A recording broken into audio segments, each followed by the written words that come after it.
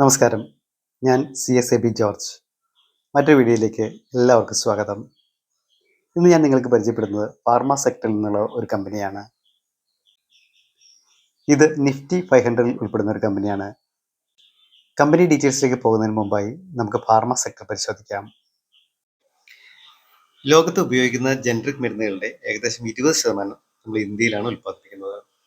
ആകെ വാക്സിനുകളുടെ 60%വും ഇന്ത്യയിലാണ് നിർമ്മിക്കുന്നത്.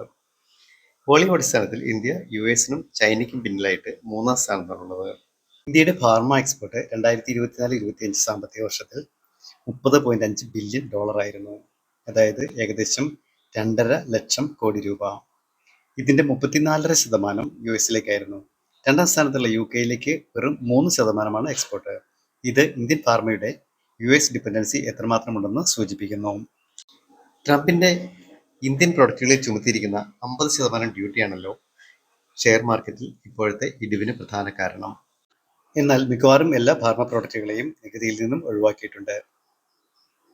ഫാർമ കമ്പനികൾക്ക് US FDA സ്റ്റാൻഡേർഡ് മാനുഫാക്ചറിംഗ് ഫെസിലിറ്റികൾ മെയിൻറ്റെയിൻ ചെയ്യണം. US ഫാർമ ഇൻഡസ്ട്രി നിയന്ത്രിക്കുന്നത് കുറച്ച് പ്ലേയേഴ്സ് ആയതുകൊണ്ട് പ്രൈസ് കട്ട് ഒരു സാധാരണ സംഭവമാണ്. പ്ലാന്റ് ഇൻസ്പെക്ഷൻ ഫെയിൽ ആയാൽ അത് എക്സ്പോർട്ടിനെ ബാധിക്കും. അതായത് US-നെ ഡിപ്പെൻഡ് ചെയ്യുന്നത് വളരെ റിസ്കി ആണെന്നർത്ഥം. ഇന്നത്തെ നമ്മുടെ കമ്പനിയുടെ അഡ്വാൻറ്റേജ് അതിൻ്റെ സെയിൽസ് ഡിസ്ട്രിബ്യൂഷനാണ്. 58% വരുമാനവും ഇന്ത്യയിലെ സെയിൽസിൽ നിന്നാണ്. എക്സ്പോർട്ട് ബാക്കി 42%. US എക്സ്പോഷർ 11.5% മാത്രമാണുള്ളത്. നമ്മൾ ഇന്ന് സംസാരിക്കുന്നത് JB കെമിക്കൽസ് ആൻഡ് ഫാർമസ്യൂട്ടിക്കൽസ് എന്ന മിഡ് ക്യാപ് കമ്പനിയെ കുറിച്ചാണ്. റഷ്യൻ കോൺഫെഡറേഷനിലേക്ക് 10.2%, സൗത്ത് ആഫ്രിക്കയിലേക്ക് 7.7%, ബാക്കി എല്ലാ രാജ്യങ്ങളിലേക്കും കൂടി 12.7%മാണ് സെയിൽസ്. ഈ ഡൈവേഴ്സിഫിക്കേഷൻ ഈ കാലഘട്ടത്തിൽ കമ്പനിക്ക് വലിയൊരു അഡ്വാൻറ്റേജ് ആണ്. ഇനി നമുക്ക് സെയിൽസ് പരിശോധിക്കാം. JBCPയുടെ സെയിൽസ് ഫിനാൻഷ്യൽ ഇയർ 2022-ലെ 2424 കോടിയിൽ നിന്നും ഫിനാൻഷ്യൽ ഇയർ 2025 അവസാനിച്ചപ്പോഴേക്കും 3918 കോടിയായി ഉയർന്നിട്ടുണ്ട്. Average annual growth 17.36%. ജൂൺ 2025 ക്വാർട്ടറിൽ 1094 കോടി സെയിൽസ് ആയിരുന്നു. ഇതുവരെയുള്ളതിൽ വെച്ച് ഏറ്റവും കൂടിയ ക്വാർട്ടർലി സെയിൽസ് ആണിത്. സെയിൽസ് പോലെ തന്നെ പ്രോഫിറ്റിലും ക്രമമായ വളർച്ച കാണുന്നുണ്ട്. ഫിനാൻഷ്യൽ ഇയർ 2022-ലെ 386 കോടിയിൽ നിന്നും ഫിനാൻഷ്യൽ ഇയർ 2025-ൽ 660 കോടിയായിട്ടുണ്ട്. Average profit growth 19.58%. ജൂൺ 2025 ക്വാർട്ടറിലെ പ്രോഫിറ്റ് 655 കോടി രൂപയാണ്. ഇത് ഇതുവരെയുള്ളതിൽ ഏറ്റവും കൂടിയതാണ്. ഓപ്പറേറ്റിംഗ് പ്രോഫിറ്റ് മാർജിൻ 22%-ൽ നിന്നും 26%-ആയി ഉയർന്നിട്ടുണ്ട്. ഇത് കമ്പനിയുടെ എഫിഷ്യൻസിയെ സൂചിപ്പിക്കുന്നു. 4000 കോടിക്ക് മുകളിൽ ടേൺ ഓവറുള്ള 25 ഫാർമ കമ്പനികളാണ് ഇന്ത്യയിലുള്ളത്. ഇവരുമായി മത്സരിച്ചിട്ടാണ് JBCP ഈ നേട്ടം കൈവരിച്ചത്. ഇൻസ്റ്റിറ്റ്യൂഷണൽ ഇൻവെസ്റ്റേഴ്സിന്റെ ഹോൾഡിംഗ് കമ്പനിയുടെ പ്രവർത്തന മികവിനും ഭാവി പ്രതീക്ഷകൾക്കും ഉള്ള ഒരു സർട്ടിഫിക്കറ്റാണ്. DI കഴിഞ്ഞ ഏതാനും വർഷങ്ങളായി JBCPയിൽ തങ്ങളുടെ വിശ്വാസം കാത്തുസൂക്ഷിക്കുന്നു. FII കഴിഞ്ഞ 3 വർഷത്തിൽ തങ്ങളുടെ ഹോൾഡിംഗ് ഇരട്ടിയാക്കി. മാർച്ച് 2025-ൽ FII പ്ലസ് DI ഹോൾഡിംഗ് 37.01%ആയിരുന്നു. ജൂൺ ആയപ്പോഴേക്കും ഇത് 37.39%-ആയി ഉയർന്നിട്ടുണ്ട്. ക്യാഷ് ഫ്ലോ എന്ന് പറയുന്നത് ബിസിനസിന്റെ ബ്ലഡ് ആണ്. എത്ര പ്രോഫിറ്റ് ഉണ്ടായാലും അത് ക്യാഷിലേക്ക് കൺവേർട്ട് ചെയ്യാൻ പറ്റിയില്ലെങ്കിൽ അത് ഡേ ടു ഡേ ഓപ്പറേഷനെ ബാധിക്കും. ഇതിലും JBCPയുടെ പ്രവർത്തനം വളരെ മികച്ചതാണ്. അതുകൊണ്ട് തന്നെ ഡെറ്റേഴ്സ് കളക്ഷൻ ഡേയ്സ് വർഷങ്ങളായി 70-80 ദിവസങ്ങളിൽ നിലനിർത്താൻ അവർക്ക് സാധിക്കുന്നുണ്ട്.